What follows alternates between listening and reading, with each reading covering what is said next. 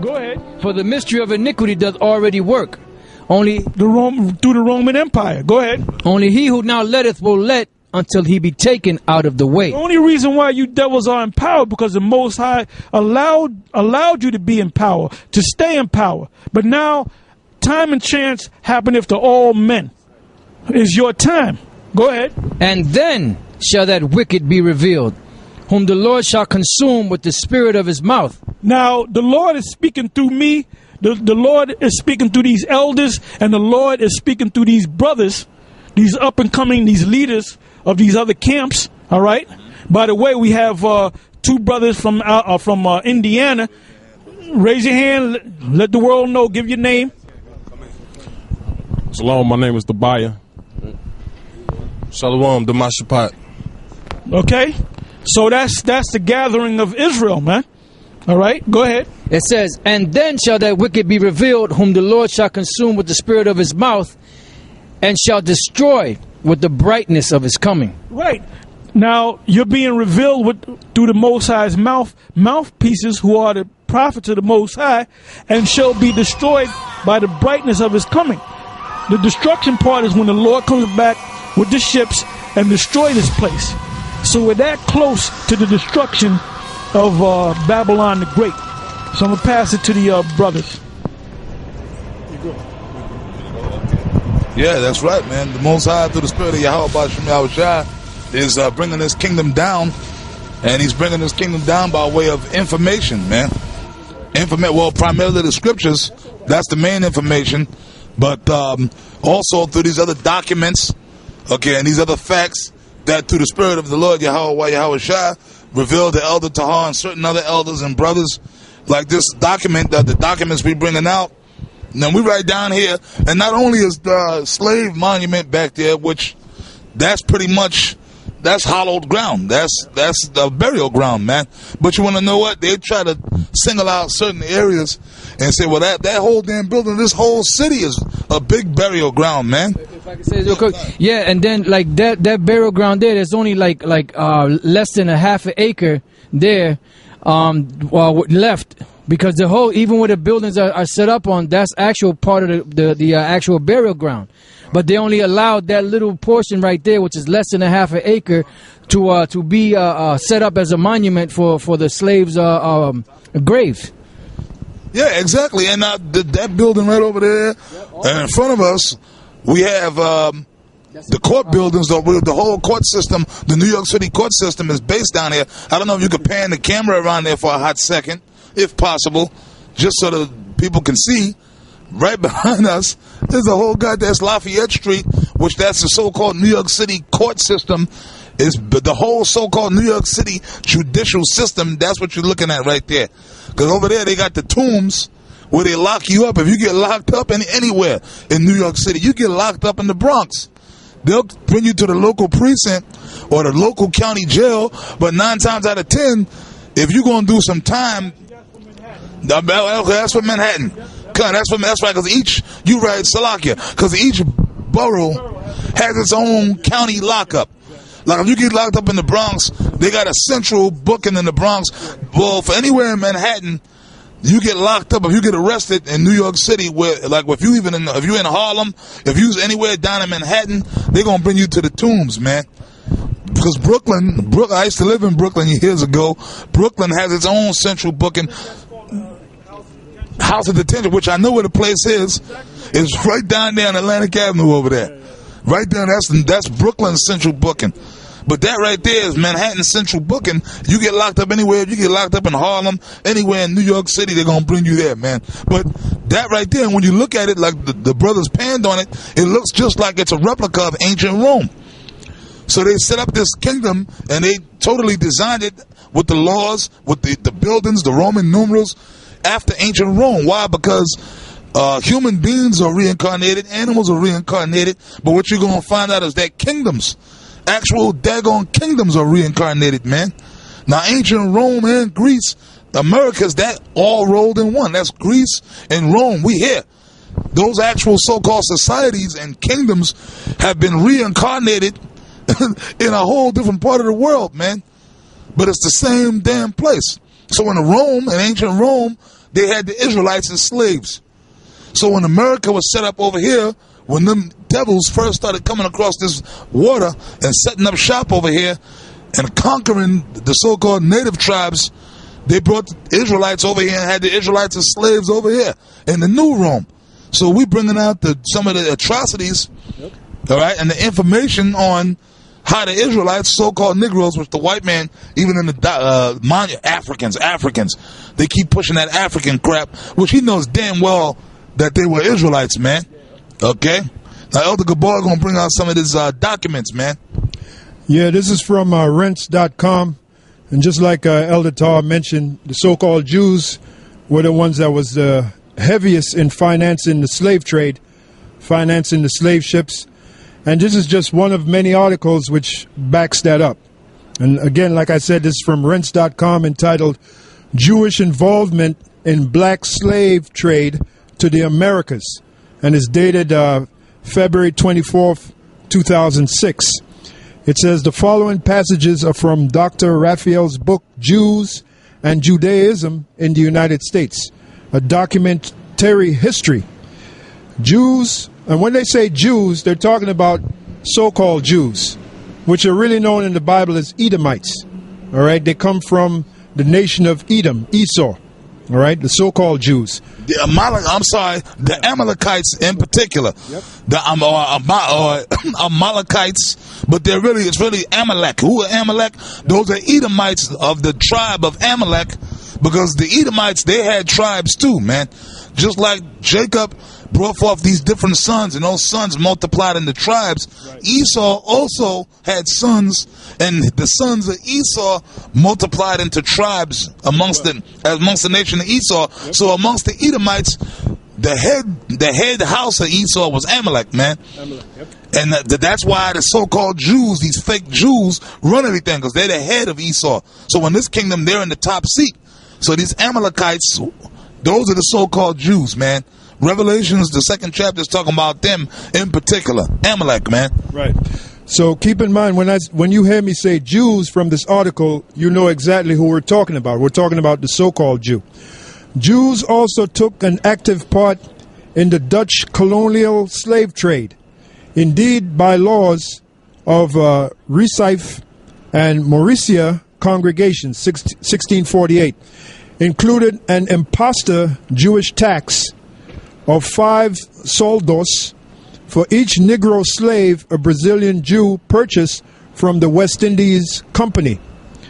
Slave auctions were postponed if they fell on a Jewish holiday. In Curacao in the 17th century, as well as in the British colonies of Barbados and Jamaica in the 18th century, Jewish merchants played a major role in the slave trade. In fact, in all the American colonies, whether French, Martinique, British, or Dutch, Jewish merchants frequently dominated. So there's ample proof of the so-called Jews. This is why they're so rich. This is why they have everything today. That's part of the reason. Dominated. Yep. This is why they own everything today. There's reasons for that. One of the main reasons is slavery. They got rich off us. And I believe there's a scripture, if any yeah, they got, speak, right, about the, right. I don't know exactly how to word it right now, but basically it's saying that the nations got rich off our misery. Yeah, through our fall, the salvation has come on to the nations or something? No, that's talking about, no. See, years ago, we getting a lot of things right. We getting a lot of things right. There's a lot of scriptures that years ago we were broken down a certain way, but now we correcting it. High priest Ariel went off. Yep. He told her, like John 8:44, they used to read that and say, that's talking about the white man. Like when the Edomite would come up to the speaking, we'll bring that out. It was talking about Israel. That was Yahweh straight up calling Negroes the devil. And Nate, the high priest Nate, he's still teaching the whole Ariel breakdowns, but he talks shit about Ariel. What you looking for? Real quick. Okay, read In the that. scripture, Zechariah 11:5. It says, "Whose possessors slay them and hold themselves not guilty, and they that sell them say, Blessed be the Lord, for I am rich, and their own shepherd pity them not." And we can prove it. They slaved because we reading right here, the Edomites, we got the documents, man, that they were behind the whole slave trade, and they got the so-called judicial system, which goes back to Judah, or goes back to Israel. Anyway, that judicial, that goes back to Israel or Judah, which they set up their whole system based upon the scriptures, the laws of the Israelites, man. Okay, that's what that, and here it is, high in the world, here it is right behind us. That's ironic. You got slave burial grounds, but then right to the front of us, we got the so-called judicial system in New York City, when they just straight up came and put Negroes in slavery and murdered them and buried them and then built buildings over them, but then they railroad so-called Negroes every day in that damn buildings in front of us. The tombs, right now as we're speaking, you got a whole host of Negroes and Hispanics locked up in that damn built thing, feeding them halal food, man. Yeah, Simeon, all the tribes, Gad. If you were an Israelite from one of the tribes, you locked up in that very building. Yeah, man. The only good thing about the tombs was you didn't have to eat no pork because the Muslims took the whole thing over and they made it halal. So anytime you ate something, you knew you had confidence there was no pork in there, man. Thanks to them bugged out ass Muslims, man. You know. That's right. Like King Marshall would say. Yo, come, this is the book of Lamentations, chapter 2, verse, I'll start at 15, the points in 16. It says, all that pass by clap their hands at thee. They hiss and wag their head at the daughter of Jerusalem, saying. And can I say something real quick on that scripture? That happens right here in New York City in particular, because as of now, you can see these so-called tourists, they come right here to New York City, man. And they take them tour buses, and they see Negroes out here in the street walking around. And them tour buses go through the so-called ghetto. So they come from all over the world. Let's go take a look at these niggas over there in America.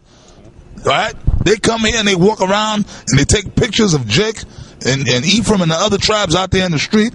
And they make mockery and take pictures and they take that back to their country. They come all the way across the world to come here to New York to walk around and gaze at the tribes, man. Let me say this real quick. And as we were filming over there at that monument, you had a group of East Indian people coming in there looking at that monument there. And I know they took pictures and all that.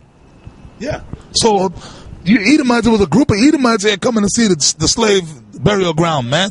You see what I'm saying? So they come here to look at the tribes and really to gaze at you and make mockery and talk about you, man. That's right. That proves these so-called Negroes, West Indians, Hispanics are the Israelites, man. Right, it says, saying, is this a city that men call the perfection of beauty, the joy of the whole earth? All thine enemies have opened their mouth against thee. Because the elites of the society know that these people, the Negroes, Hispanics, and so on and so forth, are the Israelites according to the history and the scriptures. So the mother nations kind of know that. They know, man. So they come here and say, wow, man, these are supposed to be these great people. They know. The only people that don't know is you dummies, man. You so-called Negroes and Hispanics, man. Yeah. I got the scripture that, this is one of scriptures that prove that these so-called Jews were made rich basically by our misery and this slave trade. All right, hold on a second. Go ahead, say a few words. Okay, that's right, man. Like this document that the Elder Gabar is bringing out about the Jewish involvement in the slave trade, these Amalekites, or the so-called Jews, they're behind everything, and they're also behind the stealing of Native American land as well. They behind all that. They behind putting Judah and Benjamin in slavery, and they're also behind stealing our land, man. It was the so-called Jews that was behind it, man. Why? Because the Rothschilds and them wanted the gold, man. Where was the gold? It was sitting right beneath Indian land, Native American land. That's why they took the Black Hills.